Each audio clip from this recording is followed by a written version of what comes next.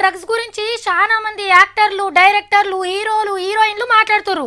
ఎవరు మాట్లాడినా ఒకటే డైలాగు, ఏంది అసలు అందరిని విడిచిపెట్టి మా వాళ్ళని ఎందుకు పట్టుకుంటుర్రు, సెలబ్రిటీలు కాబట్టి ఇట్లా చేస్తుర్రు అని కొందరు, మీ టీవీలకు రేటింగ్ వస్తుందని ఇంకొందరు అని ఇట్లా మాట్లాడినరు.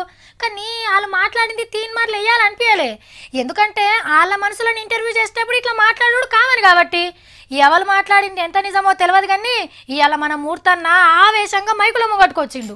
జనగా సినిమా వాళ్ళు సినిమాలు చూపిస్తే దశలో పోయి సిక్టోర్ ఈవేళ సినిమాలు చూపిస్తారు. రోజుకో సినిమా, పల్నా వాళ్ళు వీళ్ళు అటెండ్ అవుతారు, పల్నా వాళ్ళు అటెండ్ అవుతారు అంటే ఇప్పుడు దాకా ఇంటర్వ్యూలు అయిపోయింది. నెక్స్ట్ క్లైమాక్స్ ఏంటి? ఇది కరెక్ట్? మరి ఏది కరెక్టో నువ్వే చెప్పరాదన్నా. పెద్ద పెద్ద నాయకుల పిల్లలు, ఐఏఎస్ ఐపీఎస్ పిల్లలు అనేక మంది తీసుకుంటున్నారు, అనేక మంది విద్యార్థులు ఇటు బానిసలు అయిపోతున్నారు. ఎవరిని ఇలాగే సినిమా వాళ్ళని ఇంటర్వ్యూ చేస్తున్నారా అండి? ఎంత దుర్మార్గం అండి సినిమా వాళ్ళని. సినిమా వాళ్ళు అంటే అంత లోకమండి. సినిమాలు అయిపోయినాక వాళ్ళ పని పడతారేమో. దేవానంద్ గారు ఆ రోజుల్లోనే హరే రామాకృష్ణ సినిమా తీశారు, దమ్మారో దమ్ అంటూ సినిమా పాట కూడా గుర్తుందా మీకు?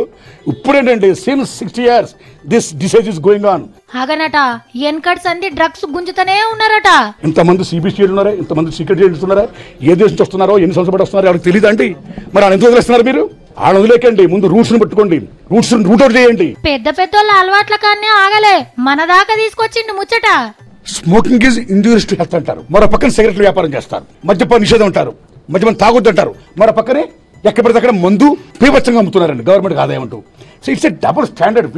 ఒక స్టేట్లో సారా నిషేధం, మరో స్టేట్లో సారా అమ్ముకోవచ్చు, ఇంకో స్టేట్లోనేమో గుట్కా ఆటల మీద నిషేధం, మరో స్టేట్లో గుట్కా ఆటలని అమ్ముకోవచ్చు.